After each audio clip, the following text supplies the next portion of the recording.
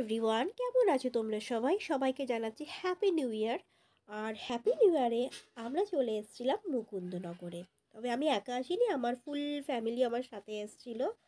তো দেখো জায়গাটা ভীষণ সুন্দর। তবে হ্যাঁ, এটা কিন্তু অবশ্যই মন্দির, মানে প্রচুর মন্দির আছে, এটা কিন্তু মানে ঠাকুরের জায়গা। তো ফার্স্ট আমাদের দেখাচ্ছি, দেখো এখানে মন্দির আদ্যামা, মা ভবতারিণী আর তারামা।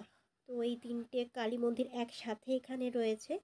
আর এখানে দেখো শিব ঠাকুরের মন্দির রয়েছে। আর তারপর আমরা এলাম, এটা একটা মন্দির হচ্ছে লোকনাথ বাবার মন্দির। মন্দিরটা ভীষণ সুন্দর, পাশে একটা শিব মন্দির হচ্ছে, বাট এটা এখনও ইনকমপ্লিট রয়েছে, কাজ হয়নি। আর আমরা বাইরেই দাঁড়িয়েছিলাম, কেন কি আমাদের সবার পায়ে জুতো ছিল, যে কারণে আমাদের খুলতে অসুবিধে হচ্ছিল, বাকিরা গিয়েছিল। আর তারপর দেখলাম বড় একটা গাছ, তার নিচে ছিল হাজারো শিবের মেলা। মানে কত রকমের যে শিবলিঙ্গ এখানে ছিল, আর এখানে তার মধ্যে দেখলাম প্রচুর প্রচুর পুজো করা হচ্ছে।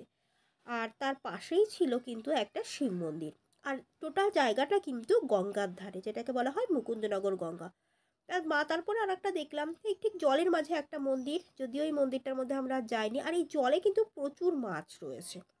আর এখানে দেখলাম শিব ঠাকুরের একটা মূর্তি রয়েছে। তবে আশেপাশে নাকি একটা ফাউন্টেন আছে, যদিও আমরা যখন গেছি তখন এটা ছিল না।